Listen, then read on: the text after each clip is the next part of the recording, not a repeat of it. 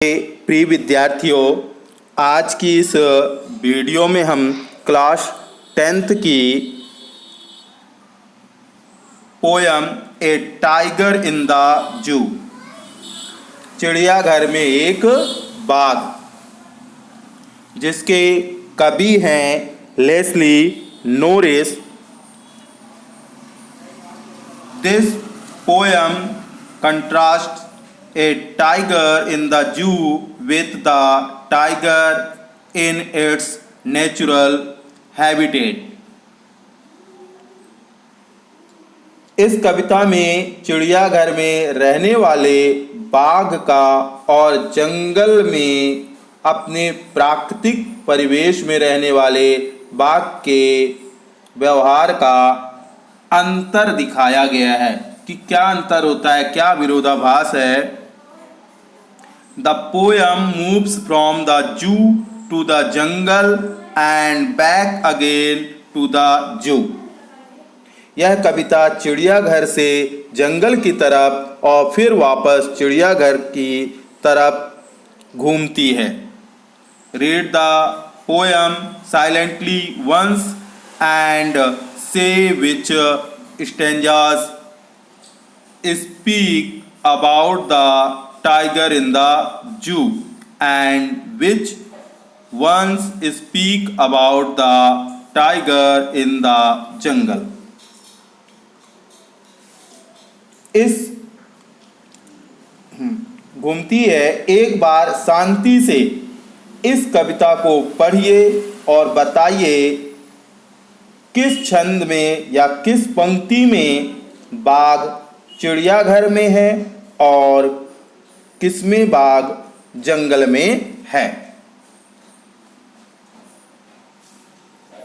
He stalks in his vivid stripes। Stocks यानी होता है सावधानी से बढ़ना, विविड यानी होता है सुस्पष्ट, स्ट्राइप्स यानी होती हैं धारियां। फ्यू यानी the few steps of his cage. Steps यानी कदम, केज यानी पिंजरा। On pads of velvet quiet. Pads यानी होते हैं पंजे, वेलवेट यानी मखमली, वेलवेट यानी मखमली गद्दीदार, क्वाइट यानी शांति, रेज यानी होता है क्रोध। तो देखिए इन पंक्तियों में कवि चिड़ियाघर में रखे गए बाघ की दशा को बताते हुए कहते हैं, क्या कहते हैं, देखिए, he stalks in his vivid stripes the few steps on his cage. कहते हैं कि चमकीली धारियों वाला बाघ पिंजरे के अंदर थोड़ी सी जगह में घूम रहा है, थोड़ी सी जगह में घूम रहा है। On pads of velvet quiet in his quiet rage. वह अपने गद्दीदार पंजों को शांति से जमीन पर रखता हुआ चलता है। शांत है पर गुस्से में है, शांत है पर गुस्से में है। कवि बताना चाहता है कि बंदी बनकर रहना किसी को भी पसंद नहीं है। अब आगे की लाइनों का देखें। He should be lurking in a shadow, sliding through long grass near the water hole where plump deer pass। Lurking यानी होता है छिपकर इंतजार करना। यहाँ शैडो यानी छाया यूज की गई है। स्लाइडिंग यानी होता है फिसलना।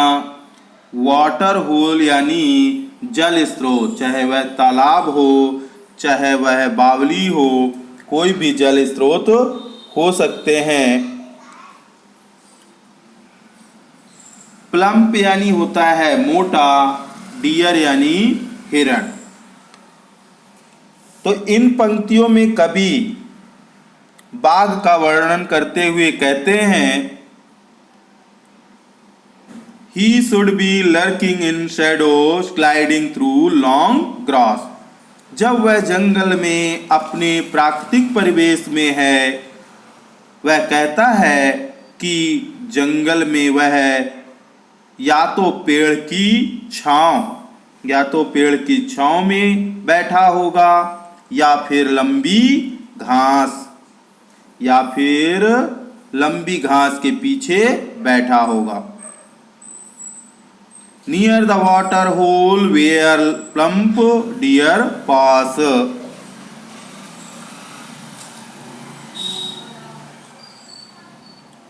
या लंबी घास के पीछे बैठा होगा, किसी शिकार के इंतजार में वह नदी या तालाब के पास भी हो सकता है, इस इंतजार में कि मोटे ताजे हिरण पानी पीने आएं और वह उनका शिकार कर सके।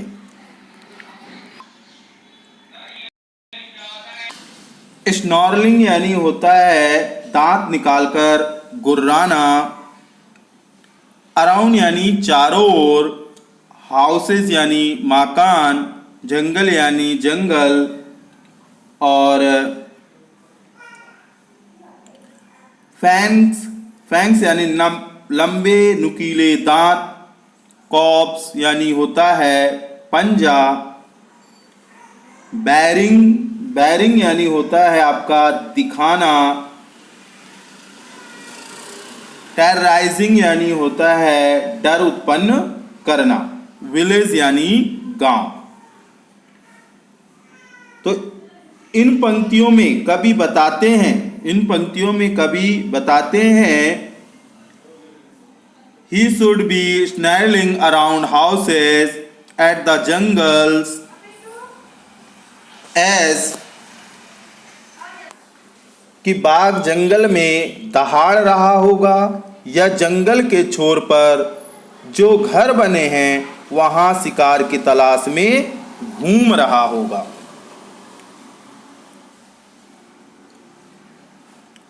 Bearing his white fangs, his claws, terrorizing the village. जंगल में वह अपने जहर भरे सफेद दांत अपने पंजे दिखाकर ग्रामीणों को डरा रहा होगा।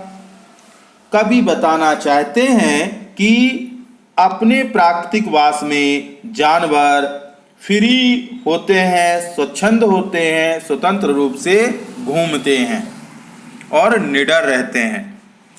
अब आगे की लाइनों का अर्थ देखें।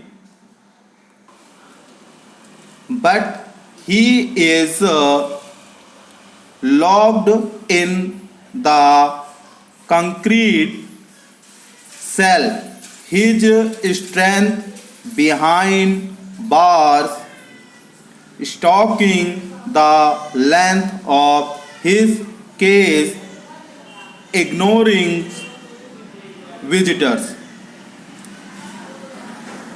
तो इन पंक्तियों में पहले कठिन शब्दों का अर्थ देख लें। यहाँ पर आपका सेल यानी कोठरी और बार्स यानी सलाख, जेल, विजिटर्स यानी भ्रमणकर्ता, दर्शक जो उन्हें आते हैं देखने के लिए, इग्नोरिंग यानी ध्यान ना देना। तो इन पंक्तियों में फिर चिड़ियाघर में रह रहे बाघ के बारे में कहता है। But he is locked in a concrete cell, कि वह सीमेंट की बनी एक पक्की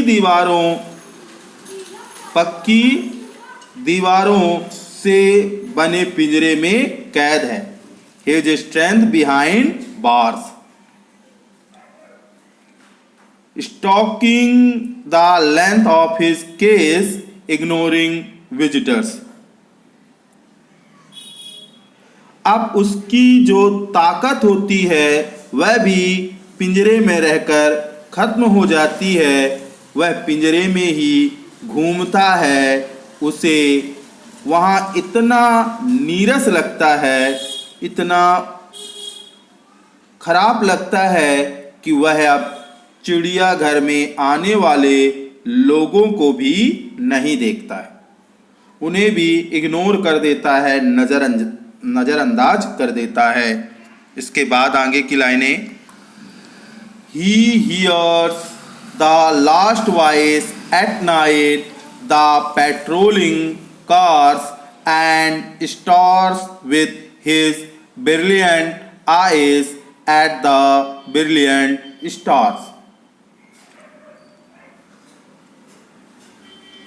पेट्रोलिंग यानी होता है निगरानी रखने वाला, और स्टार्स यानी तारे, स्टार्स इस यानी तारे, ब्रिलियंट यानी यहाँ स्टेयर्स, ये आपका जो लिखा हुआ है स्टार्स यानी तारे, और स्टेयर्स, ये स्टेयर्स लिखा हुआ है, स्टेयर्स यानी लगातार देखना, स्टेयर्स यानी लगातार देखना, ये स्टेयर्स है। अब लाइनों का अर्थ देखें तो इन पंक्तियों में भी कवि ने चिड़ियाघर में रह रहे बाघ के बारे में कहा है। क्या कहा है? He hears the last voice at night, the patrolling cars, कि वह पिंजरे में बंद रहकर अपनी सारी ताकत और गतिविधियां भूल चुका है। वह रात में चौकीदारी की आखिरी आवाज़ सुनता है। जो पेट्रोलिंग करते हैं, निगरानी करते हैं, वो चौकीदार उनकी आखिरी आवाज़ को सुनता है। And stairs with his brilliant eyes at the brilliant stars, और गश्त कर रही गाड़ियों की आवाज़ें सुनता है और अपनी चमकती आँखों से चमकते हुए तारों को देखता रहता है, निहारता रहता है। तो इस तरह यह पोयम जो आपकी लेस्ली नोरिस की यह पोयम है, लेस्ली नोरिस की, यह कंप्लीट होती है। प्रिय विद्यार्थियों, इस वीडियो को ज़्यादा से ज़्यादा शेयर करें, सब्सक्राइब करें, लाइक करें, ताकि मैं इसी प्रकार की वीडियो आपको बनाकर उपलब्ध कराता रहूं। धन्यवाद।